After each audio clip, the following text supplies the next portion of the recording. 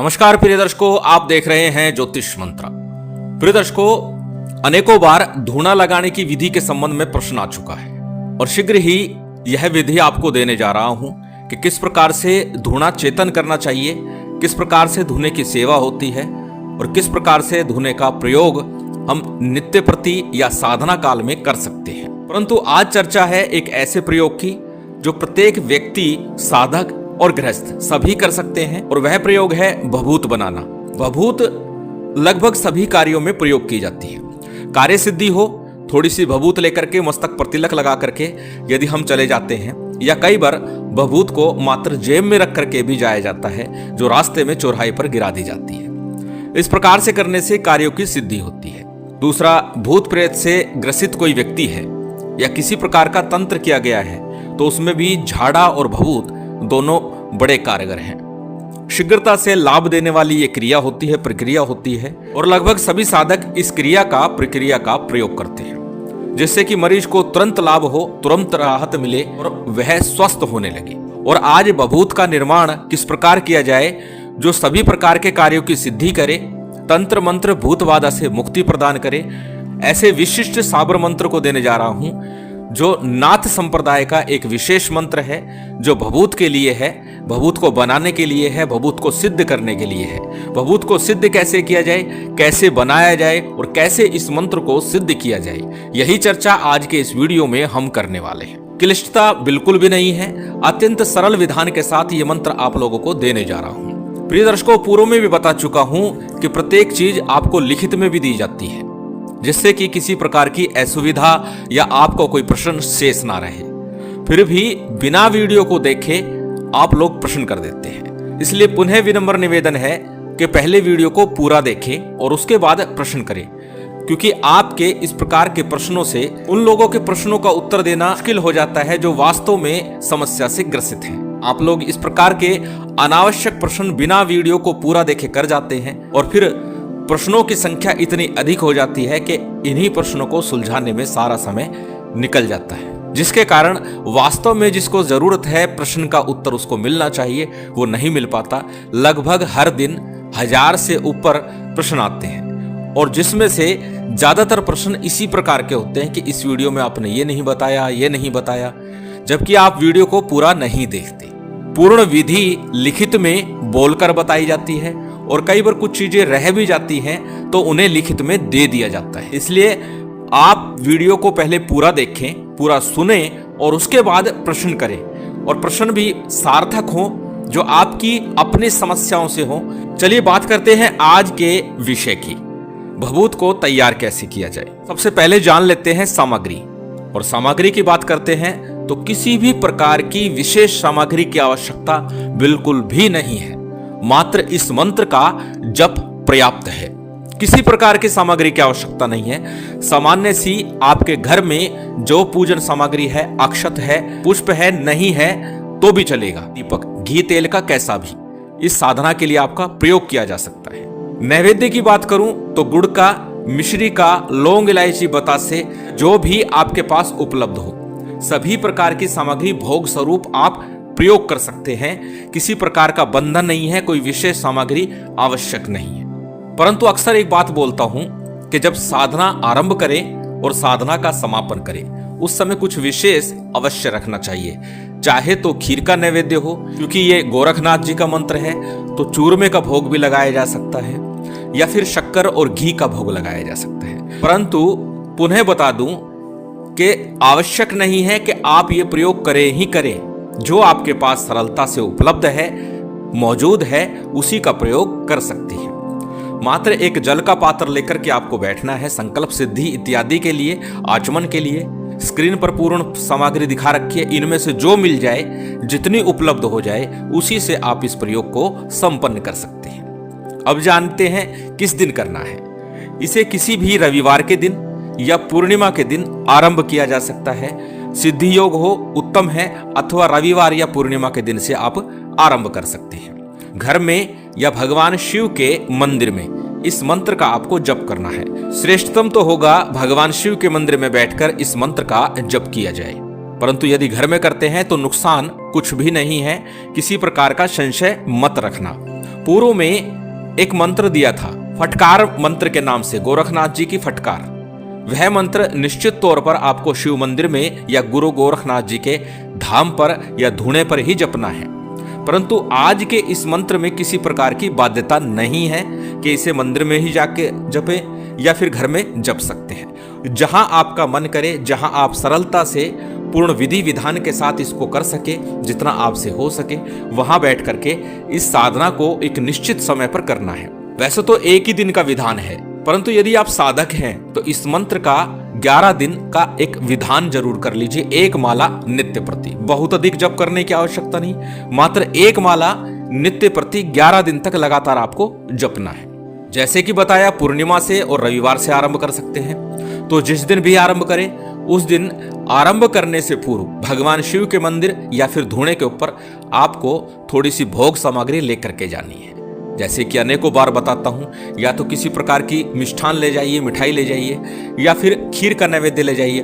और कुछ नहीं है तो देसी घी और शक्कर मिलाकर के आप ले जा सकते हैं। 5 फूल ले जाइए और 2 अगरबत्ती ले जाकर के भगवान शंकर के मंदिर में या धूणे पर अर्पित कर दीजिए। पहले अगरबत्ती प्रज्वलित कीजिए, उसके बाद फूल अर्पित कीजिए, और फिर जो नैवेद्य आप लेकर गए हैं, धूणे पर गए हैं तो धूणे पर ही भोग लगा दें, अथवा शिव मंदिर में है वहीं अर्पित करके प्रातःकाल, संध्या काल, रात्रि काल, श्रेष्ठतम होगा रात्रि काल में या फिर प्रातःकाल ब्रह्म मुहूर्त में इस मंत्र का जप करना है।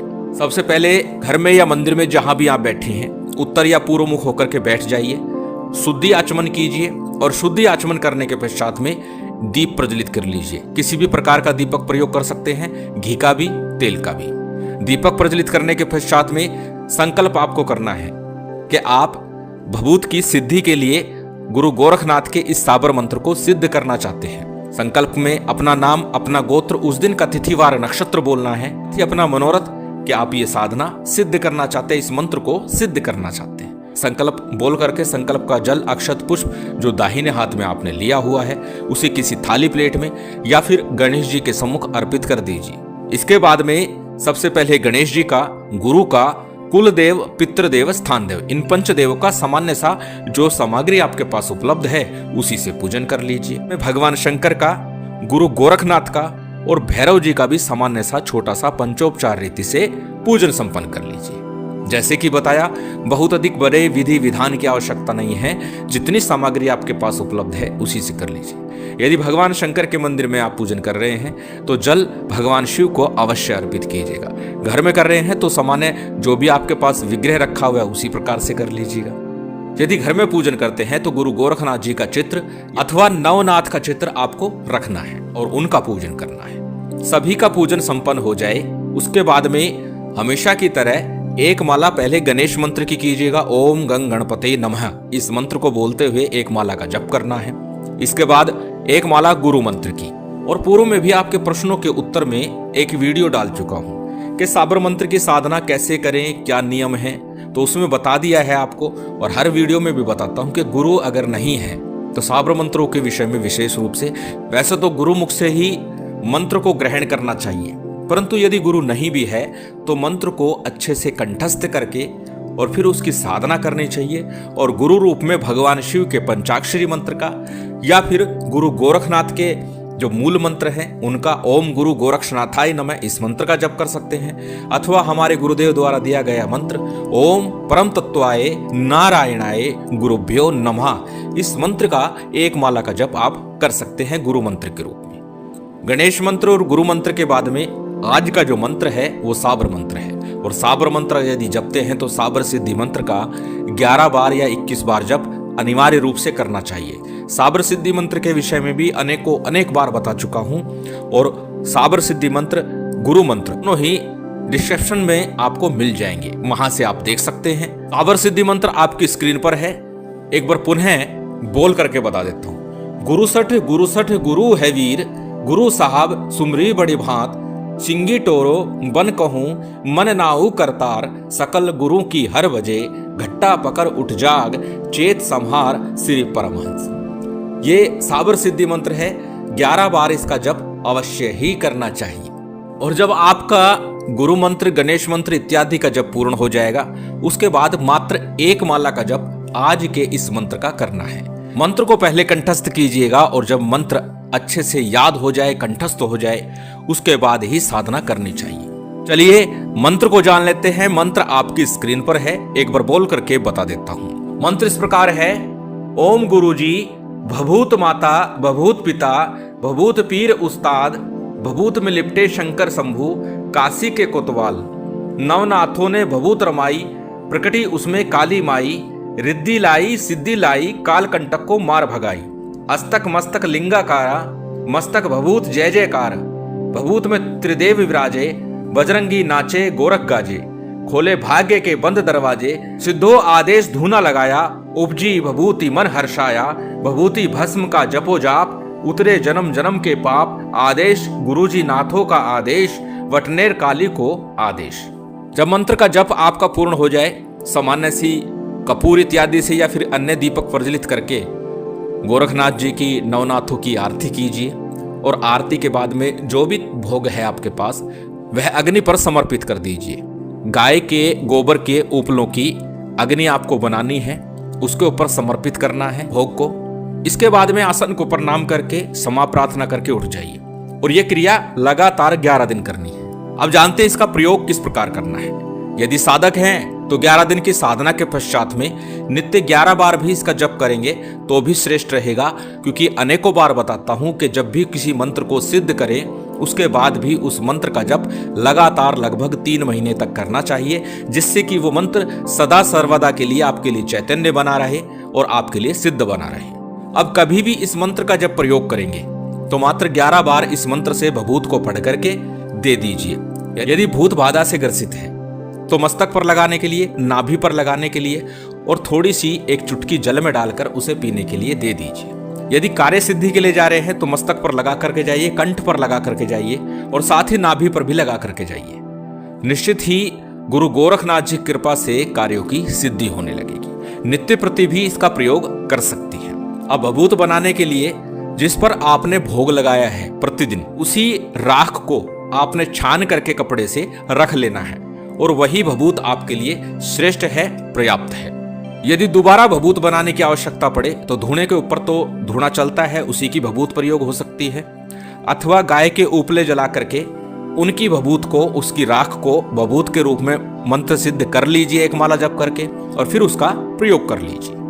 किसी भी प्रकार की कार्य सिद्धि हो, भभूत का प्रयोग किया जा सकता है, चाहे वो कैसा भी कार्य हो, रुका हुआ कार्य है, बंधा हुआ कार्य है, दुकान मकान बंधे हुए हैं, तो इस भभूत को जल में डाल करके पूरे घर में छिड़कते रहिए, निश्चित ही बंधन खुलने लगेंगे। गुरु गोरखनाथ जी की विशेष कृपा आप सभी को प्राप्त हो, माँ भगवती की विशेष कृपा प्राप्त हो, यही कामना है और उम्मीद करता हूँ आज की ये जानकारी, ये वीडियो आपको अच्छी लगी होगी। यदि अच्छी लगी हो तो कृपया लाइक कीजिएगा, शेयर कीजिएगा। यदि चैनल पर नए हैं तो सब्सक्राइब कर बेल आइकन बटन दबा दीजिएगा। जय माता दी, जय श्री राम।